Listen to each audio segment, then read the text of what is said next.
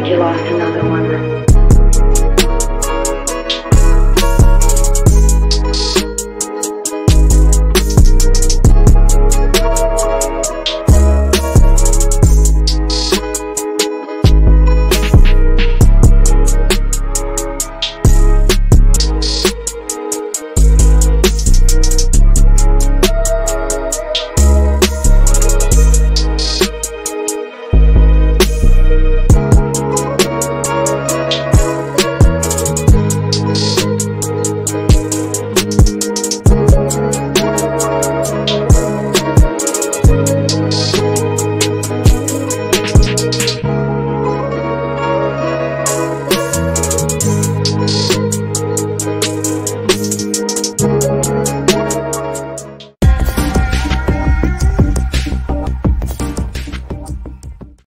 Yo, welcome back, guys. Another episode, VIP Room, episode 12. Back here, my co-host, Money Making Bama. How you feeling, bro? How you feeling, Bama? Good with it. And you know who we here with, bro? You know, we're college football legend, a real deal menace on the field. Y'all seen it from the clips. I'm an old head. I'm 32. You an NFL legend. To me, one of the most slept-on receivers in the history of football. Yeah, man. When I say, boy, they sleep on really how big. Like, you a dog out there, bro. You a dog. You know, Notre Dame legend, man. Yes. Almost Appreciate that. Sure. Golden Tate, bro. How you feeling, bro? I'm good, man. Just got done doing my show not too long ago with Fantasy Life. Wrapped it up for the season and chilling, just trying to get this new year popping nicely, being a dad and trying to figure it all out like everybody else. Yes, sir.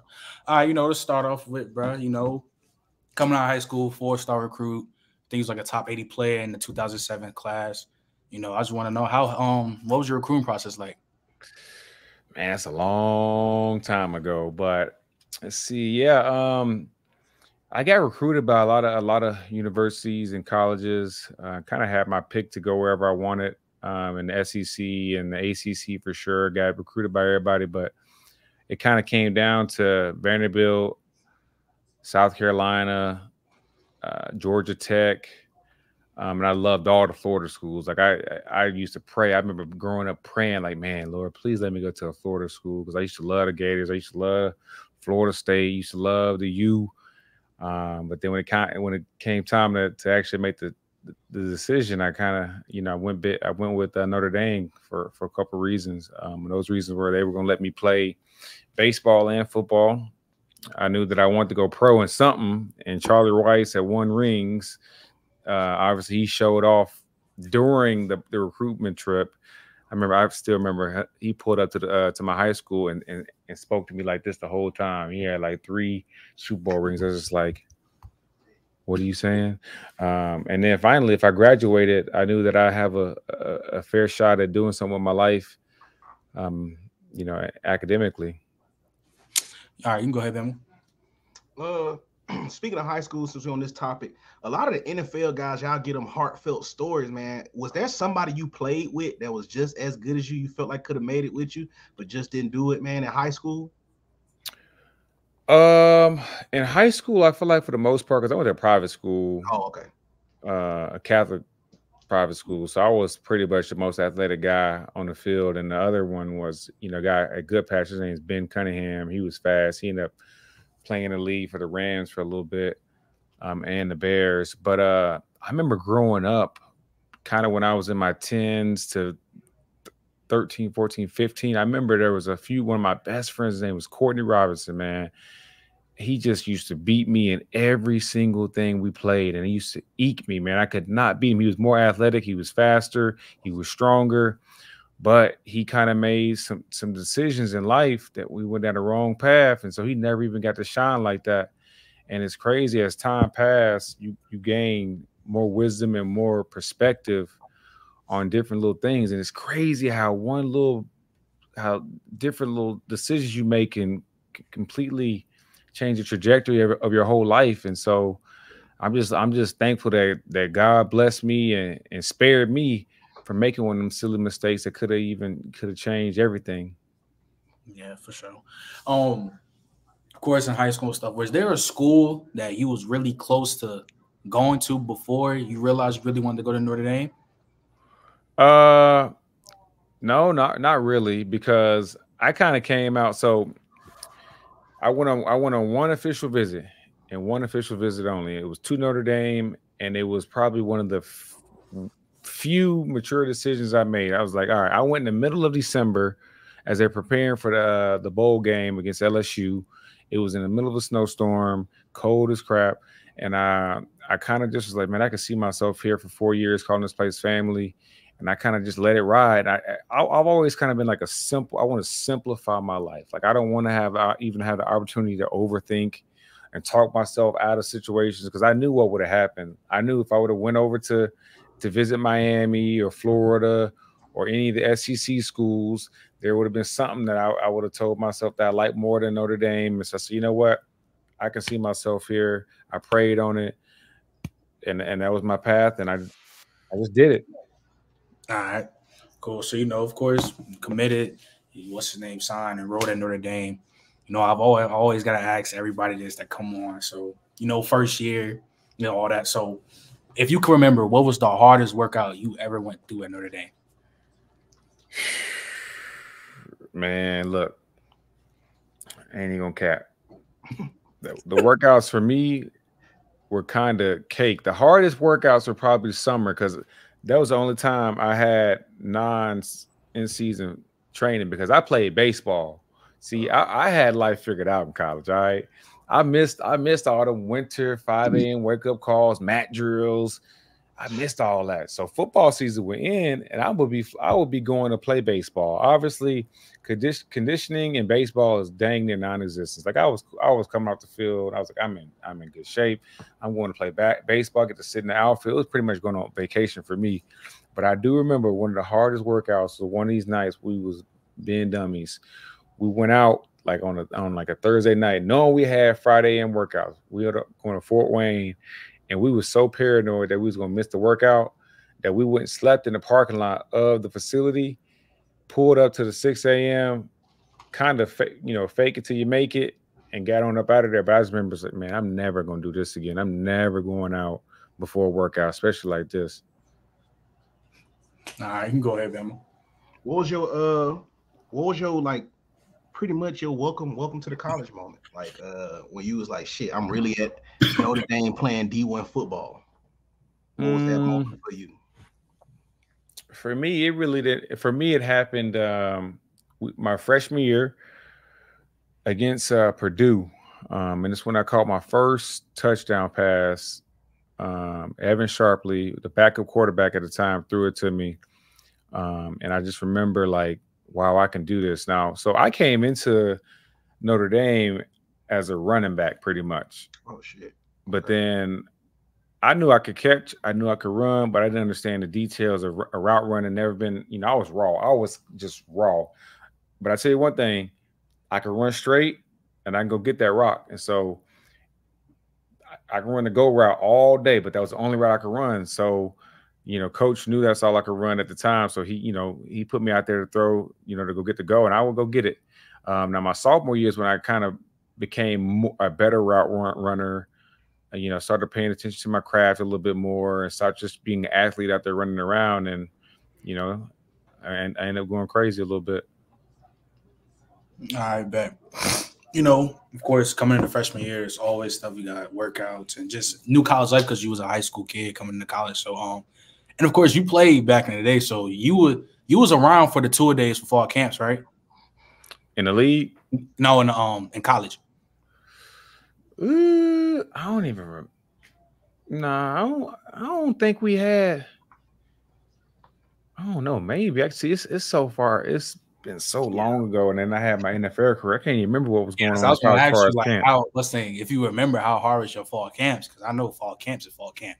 Yeah, man, that conditioning test was a challenge for me. We had to do like 21 110s or something like that in X amount of time, and that was, that had you gas. But shoot, I think we only had one practice a day though. We would have had like a walkthrough. We have a practice in the morning or whenever, and then we have like a pretty lengthy walkthrough. But I don't think we had 2 days like that. All right, so you go ahead, Ben. to go back to high school, man, give us one of them video game number games y'all had, because one thing I noticed about you NFL cats, y'all have like some of the most ridiculous, unbelievable games in high school. Tell us one of those and who it was against and what all you did, dog. Man, I'm gonna have to. You might have to fact check me, but I'll tell the best I can. So we playing Good Pasture. It's a school about 20, 25 minutes down the road. We get to the fourth quarter. We're losing. They score again or something like that. And I think we're down by 14 points with like, I don't even know, like 12 seconds left or something like that. We end up scoring. I scored. Then we go over there and kick the onside kick. I recover the onside kick, and now it's like 3-4 seconds left. And we're on the opposite, I don't know, maybe 35, 40. And they throw me like an in route or something like that. We're still down by 7. Throw me an in route, and I catch it like on the 5 or something like that. And I just muscle my way in to push it to take it into overtime. And I just remember at that point, like going into the onside kick, I'm seeing everybody leave. And I remember thinking like, all right, y'all leaving, but if I get this rock, we're going to score. And sure enough, we end up scoring and winning the game in overtime. And people was like in the parking lot listening to like the fans go crazy. That's a hard story. So, to go back to college, because of course I done seen you do some wild stuff, bro. I'm gonna keep it a buck. So I gotta ask you this, bro. I think it was the 09 season, your blending coffee year, y'all played Michigan State. Of course, you catch the TD, bro. Why did you jump into the band, bro? So when people watch my highlight film, they see me do just a bunch of like crazy stuff. And I know for a fact people be like, man, he looked like a dickhead. Like he an asshole. And sorry, excuse my language. No, but anybody who know me is like, man, that's just GT being goofy, old GT having fun out there. But anyway, so in this particular moment, Jimmy Clausen threw me a dime in the back of the end zone, back when you only need 1 foot in. So I catch it, get the foot in, and there wasn't much time to stop because I'm running full speed to go get the rock. And so I catch it, and I see the whole Michigan State band right here. And I'm like, but specifically like this one little girl who was, I don't know if she's a flute, trombone, whatever she was playing. I'm like, all right, I got passed on. If I run this little girl over, it's a wrap for her. And so I said, all right, I'm going to jump on everybody. I'd rather land on 4, 5 people than run over one person. Man, do you not understand that band went from like bundled up to out the way? I landed on nothing but plastic chairs, but adrenaline had me because I came up out that thing like, yeah, I just scored. I'm faking it till I make it, although my ribs is kind of hurting right now. But it was a touchdown. And little did I know that every time we play Michigan State to this day, it is like one of the highlights that their fan base knows about, and obviously ours know about. Yeah, that was such a funny moment, bro. Just saying that shit. That shit is funny, bro. Appreciate it. Go ahead, Ben. What was the defining moment for you in college? What game or what moment was it that you experienced? You was like, I could probably get paid off of this. I can make it to the league.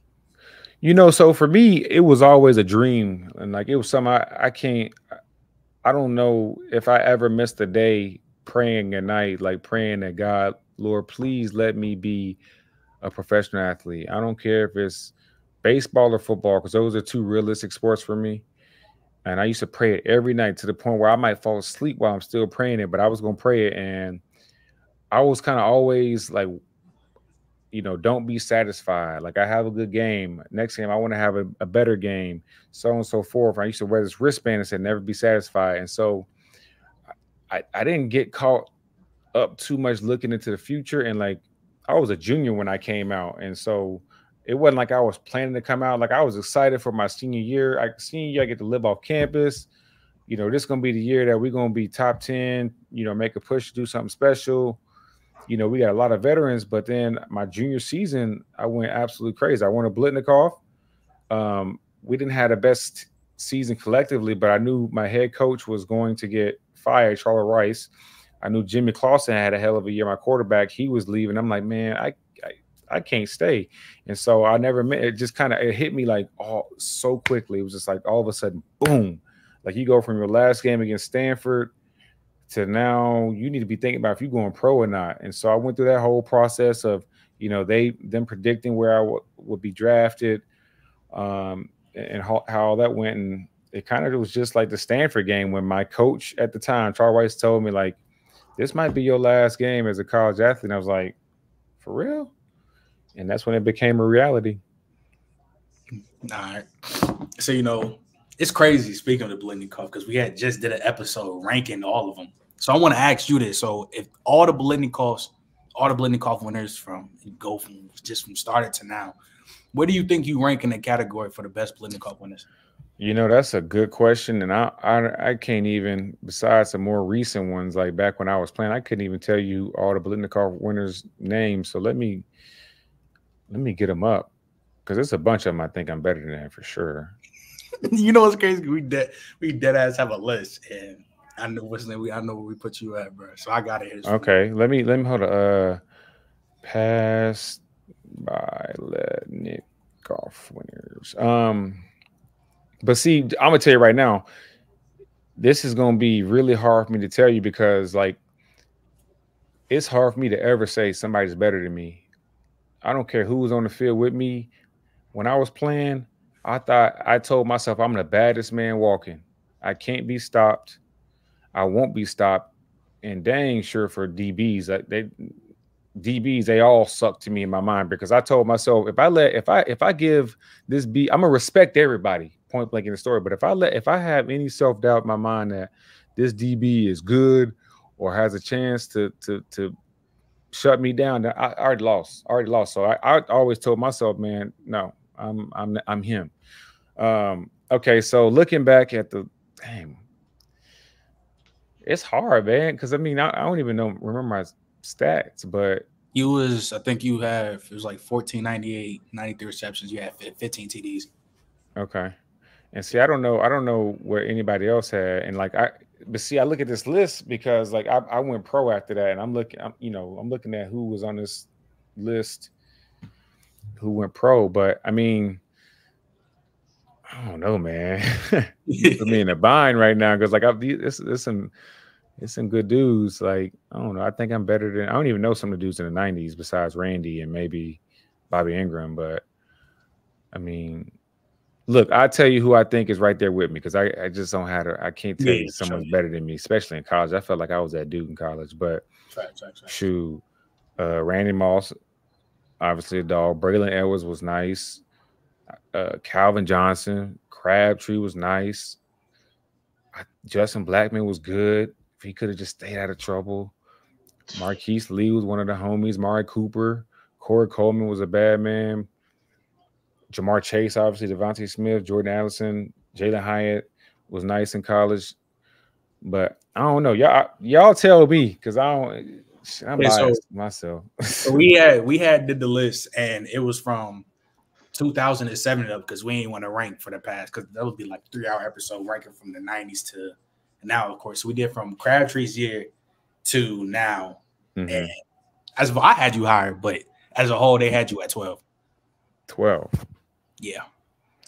And if I give you the names, so that's ahead of you, it's Smitty, Crabtree, Calvin Johnson, Jamar Chase, Amari Cooper. Before you put too much weight into it, these cats is young. See, I'm 32. I would have saved them from. I had them higher. They made me drop like 13 and 12. We did a majority vote, man. So. Yeah. So if I kept going, Jerry Jeudy, Marvin Harrison Jr., Corey Coleman, Marcus Lee, and Brandon Cooks, and then you was right there. I had you higher. But what is your basis for, like, how does your decision made? Is it just stats? The criteria, or is it just like who you knew? The criteria for the list was like the season plus who do you think was the better receiver. So I had you I had you in the top 10, but then we had to make some adjustments. We had a whole big argument, so then we dropped you down. So that's where I was at. I had you around like top 10. Statistically, like, I don't even know any of these guys' statistics, like the year they won it. Like, where did I rank statistically? If you want to talk about stats wise, you'll probably be around. Well, yeah, because here's the thing, because the stats thing is different, because we had somebody low like James Washington. He almost went for 1,800 yards. But we knew, me personally, I said you was better than him, so we had you higher in that case. Like, some people got the exception, like, for example, Marvin Harrison Jr., one of the most talented prospects that ever come out. he gets a little bit more higher, but his stats though he won the Blendnikov wasn't that like it wasn't crazy compared to yours.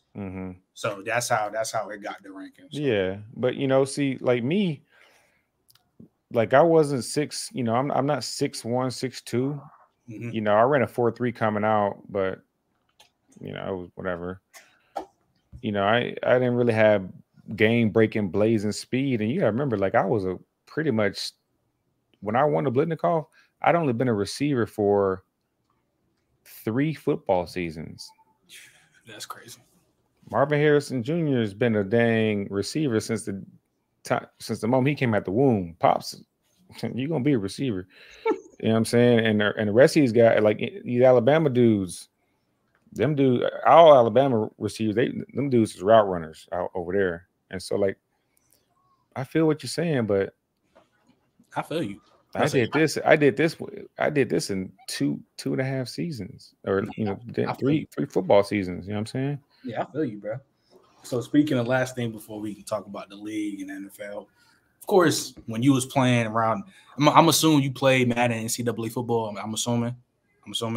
So yeah, so around the time you was on the game, you had a pretty high overalls, especially after Blendnikov. Did you play with yourself a lot on that game? When it's probably things like NCAA 09 and 10. Shoot, back then I was more so on the Call of Duty and the Halo, and shoot, I was starting to do the 2K thing. I wouldn't too much NCAA. NCAA was kind of like my high school years more so. I used to go out there with Ohio State with Troy Smith, at the quarterback back in the day. Yeah, with them boys and just absolutely go crazy. But I did know that I was a star player on NCAA. Yeah, you was tough to play with, bro. You was fine with it, bro. But yeah, you know, you had a phenomenal career, of course, Blendnikov winner. So just what was your draft process heading into the league? My draft process, it all came quickly. It was like I played my last game, and then suddenly it's like you really ought to consider like going pro. And I'm like, oh snap! And so, you know, last game is what November, and I wanted to give myself the best shot. So I went and interviewed me several agencies with my parents, and then I went straight to Arizona to train it like they call it API back then. I think now they changed it over to Exos. And kind of did that. Did my combine, ran my 4.3 because everybody questioned like, is he fast? And I ran. They predict I was going to run like a, 4.5 or something like that. But I ran a 4.34, so I was like, I'm chilling now. And so I actually went back to college, which would have been my second semester, my junior year, and went back and lived with the same room, but didn't have to go to any classes and just kind of kicked it. Then draft comes around and boom, I was predicted to go late first round, early second. Turns out I ended up going late second. But honestly, if I could do it all over again, I wouldn't change a single thing, man. All right, for sure, bro. You can go ahead, man. Yeah. So I work up at the college. I got a lot of, I trained a lot of the football boys up there. So some stuck out to me. You said you started playing receiver late. I got a kid up there, pretty athletic. He just started playing receiver. So can you walk me through the process of how you had to unlearn and relearn to fine tune and the skills of becoming an elite receiver? Like, can you walk us through how did you take that transition to come from playing running back to receiver? So back in my day growing up, like the only way you get coached is if you had a coach there. Nowadays, you can follow some Instagram coaches, you can follow some influencers, and they can kind of teach you a lot of things. And I didn't have that growing up, and so I just knew I was an athlete. I can run, I can jump, and I can catch. Okay, and so for me, it just staying with it every day and trusting, like you really have to trust in your coaches and trust like what they teaching you is right, and like be kind of all in. But the biggest challenge when you're making this transition is that we all are going to get tired. You're going to get tired during practice, during the game, and when we get tired is when we want to lack. We want to go back to what we, do subconsciously, like what we don't even have to think about. And so, although at the beginning of the game, I come out off the line of scrimmage, knees up, dorsiflex, pump, arms, bop, bop, bop. You know, that two minute offense come late in the game, boys back hurting a little bit. I'm running like this, like, oh shit, make it. I'm high and stuff. So you just kind of staying disciplined, even when you're tired, is really the biggest thing, because it's easy when you're all fresh, when your brain is clear, your mind is clear. You can do it all because you got time to think. But like the ones that separate themselves is like, when I'm tired, can I really lock in? And like you see it time after time after time. Dudes that come out beginning of the game, they catch all these passes, they do some things, but then late in the game they disappear because either they're not in condition to do it, or two, they're just not mentally strong enough to fight through it. And so that was one thing that separated me in the league, really, is that there was a lot of dudes that came through the league that was taller, stronger, faster, had crispy routes. But in the fourth quarter, like, was they going to make the play? Time in and time out. And like me, I always want the ball. In the fourth quarter, when the game on the line, give me the ball. Find a way to get me the ball. I don't know how it's going to happen, but I'm going to make something happen some way, somehow. And so I would say, kind of wrapping back to your question, is just like, really be in the best conditioning you possibly can be. Like Jerry Rice is goated because he was going to be in phenomenal shape, that you just could not keep going with him unless you put in the work time and time and time, going way back into April, May, June, July, August. Like, because once you get to November, if you're trying to get in shape in November, it's too late. Yeah, I feel you. So, of course, you get drafted to Seattle, bro, and we with a crew. So, want to ask you, like, just as a practice as a whole, you going against Legion of Boom damn near every day. So, how was it like going up against those guys and competing against those guys? Man, so good for our confidence, because at that time, back in the 2010s, 11, 12, 13, NFC West was the best division in football. I don't care what nobody said. We had the 49ers, who was bouncing back between Super Bowl and NFC championship. Then you had freaking the Rams, whose their record was always kind of like whatever, but they was always going to play you tough. And so were the Cardinals. You had Patrick Peterson over there, and all them boys. But going against the LOB, you had to bring it every day. You have to bring it every day because Pete Carroll was like, you're either competing or you're not competing. Okay. And so he was showing a highlight film every day. Now, somebody highlight is somebody low light. Yeah. And I didn't want to be on your low light. I wanted to be on highlights only. So you had to bring it, because Richard Sherman, Earl Thomas, Cam Chancellor, Brandon Browning, them boys was Byron Maxwell, Walter Thurman. Them boys is bringing it. And that was during a time where the whole cornerback position was changing. Like, when we grew up as kids, cornerbacks was like 5'8", 5'9", fast, good hips they can cover. But now these jokers is 6 foot, 6'1", arms hanging down to their shins. And me being 5'10", boy, you better get off the line of scrimmage, because if you don't, it's like clear, boom. And so it was just like, if you can beat them, if you can beat Richard Sherman, Byron Maxwell, Walter Thurman, Brandon Brown, and Daly, man, these cats out here on the other teams don't stand a chance, dog. Yeah.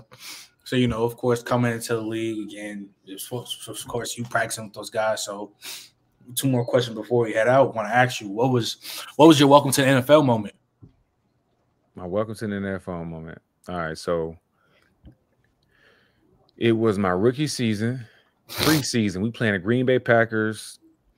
I run a slant route. I route this dude up, but then it's in a zone, and I don't know if it's a safety or a linebacker, but he is right there. And so I don't even know who threw it. I think I got a concussion and I jacked my neck up, but they throw me the slant. Me, being fearless and young, I go up there, catch the ball, take one step, yum.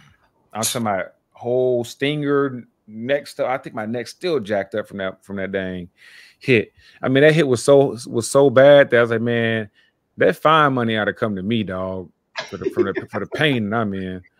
But I had a stiff neck. stinger and probably issues with my neck for the rest of my career, all from that one hit.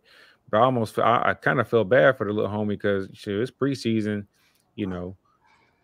I don't even know if he even had the $7K to even pay to the league in the preseason. Was he even gonna make the team? I don't know. But that was kind of my moment where like, oh, but Lord. Yeah, getting hit like that is ridiculous. So, all right, last question, because I know we hit the 30-minute mark. So I just want to ask you before we head out. If you can, give me your top 5 receivers currently in today's game. Top 5 currently. No order. Justin Jefferson. Yep. Jamar Chase is him. Yep. I gotta go with Amon-Ra because that boy he's different. Sun God. Tyreek. Tripping. Should have been like 1 or 2. Let's see. CD. That boy's nice with it too. He's nice with it. Shoot, that's off top. That's my top 5. And I know I'm missing somebody. I just ain't. Y'all put me on the spot. Oh, we got the Stephon Diggs. Who else he missed on? I mean, Diggs is him too. Obviously, his year is kind of. The last about 6 games, he ain't been what he used to be, but he nice with it. Yeah, of course. I don't know if you said Devontae Adams. I think I forgot, but yeah, Devontae Adams in there. Devontae Adams. So see, in order to be goated, like you got to have somebody who can get you the ball consistently too. Mm-hmm. Like Devontae, if he had Aaron Rodgers, still be best in the league. Who I just mentioned. Stephon still got a good quarterback, but the offense is kind of changing. And I feel like over there, they don't have enough weapons around him that people even need to focus on anybody else. It's like, all right, you stop Diggs, and we feel like we have a really good chance at controlling the game. You know what I'm saying? But last game, he still found a way to get off. Still found a way to get off. But dudes like CD you got CD over in that offense with Dak, it's a matchup nightmare because you see CD, he might be the solo guy on the backside, but he might start at a bunch and motion out. He might jet sweep. And so they find so many ways to make sure he gonna get his 10, 15, 20 targets a game. And that play a part in it, right? Yes, sir. Yeah. Hey. All right, bro. Hey, God, I really appreciate you coming out, man. I really appreciate you, all the guys that's coming in the chat. Of course, Bam, you coming out. Make sure y'all like, subscribe, and literally just stay on this channel and literally wait. I'm about to go live, like, again, another 5 minutes. Of course, we got the NFL recap for this week 18, man. About to wild card predictions. So appreciate you again, Go for really coming out, bro. And yeah, bro, we out, y'all. Peace. For sure.